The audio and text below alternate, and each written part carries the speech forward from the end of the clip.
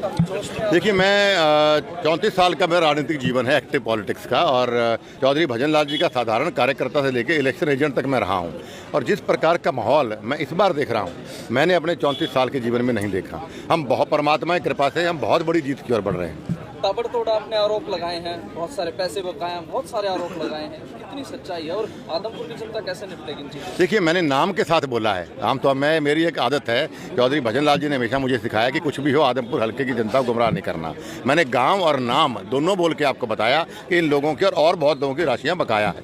लोग इंतजार कर रहे हैं 3 तारीख का, जब इनको जयप्रकाश को सबक सिखाएंगे।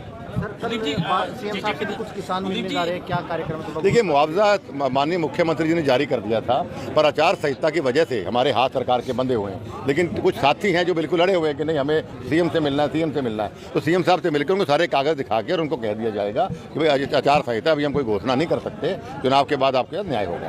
कुलदीप जी, जयप्रकाश कहते हैं कि कोई पैसा बकाया नहीं है, वो रसीद लाके दे दे, मैं डबल देने के लिए तैयार हूँ। हाँ, आपको मैंने नाम दिया है, गोयल टेंट वाले का। किशनगढ़ में बेनीवाल परिवार सबसे बड़ा परिवार है। हलवाई की दुकान चौक पे है, काबरेल के उस पे एक ही हलवाई, उसको जाके पूछ लियो आप। नाम दिए मैंने। अवैध घोटाला आरोप लगाते हैं कि मैंने एक इस्तीफा किसान आंदोलन में दिया, कुलदीप ने स्वार्थ के लिए इस्तीफा दिया, ईडी से बचने। देखिए, आदमपुर हल्के के विकास के लिए अगर मुझे कितनी बड़ी कुर्बानी देनी पड़े या भीख भी मांगनी पड़े तो मांगूंगा, मेरा धर्म बनता है। जैसे दलाल साहब ने भी कहा कि इतना एहसान 54 साल का इस परिवार का आदमपुर हल्के परिवार पे है, तो इस्तीफा दिया है, मैं तो जान देने को तैयार हूं आदमपुर के लिए। तो आप थोड़े लेट नहीं हो गए? पहले दे देना चाहिए था बीजेपी के लिए, क्योंकि समय और स्थान निश्चित होता है।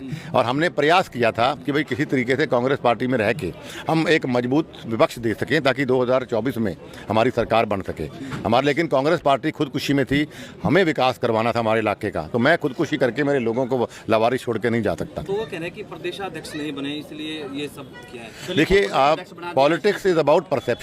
एक परसेप्शन होती है कि भाई इस आदमी के नाम पे, इस आदमी के काम पे वोट पड़ सकता है, सत्ता आ सकती है। जो उदय भान के नाम पे नहीं आ सकता, लोग जानते ही नहीं है, तो सत्ता तक नहीं पहुंचेंगे तो मैं आदमपुर के या हिसार के हरियाणा काम कैसे कर सकता? इस बार चुनाव में कुछ असामाजिक तत्व घुसने की खबर हमारे पास है। देखिए, इन लोगों का काम गुंडागर्दी करा है, इसका जयप्रकाश का इतिहास हो रहा है। लेकिन आदमपुर हल्के की जनता बहुत बहादुर है। अब से पहले 4 हमने उपचुनाव जीते हैं, 1 लोकसभा 3 विधानसभा, चारों विपक्ष में जीते हैं और अब पक्ष में जीत रहे हैं, अब तो परवाही नहीं की। होर्डिंग फाड़े गुंडागर्दी करने का प्रयास किया, लेकिन इसका निपट लेंगे हम। जसपा के गठबंधन के उम्मीदवार है, जसपा का कोई भी बड़ा लीडर जो है अभी तक स्टेज पर नजर नहीं आया है। नहीं, देखिए, ऐसा नहीं है। भव्या के नॉमिनेशन के दिन उनके स्टेट के प्रेसिडेंट निहान सिंह जी आए थे और अभी भी उनकी सारी टीम लगी है। अगर सभी लोग एक जगह बैठ जाएंगे तो वोट कौन मांगेगा गांव में जाकर? तो अपनी अपनी ड्यूटियां सबकी हमने लगाई हैं। जेजेपी, बीजेपी सभी लोग मिल के काम कर रहे हैं। पार्टी फैसला करेगी मुख्यमंत्री का।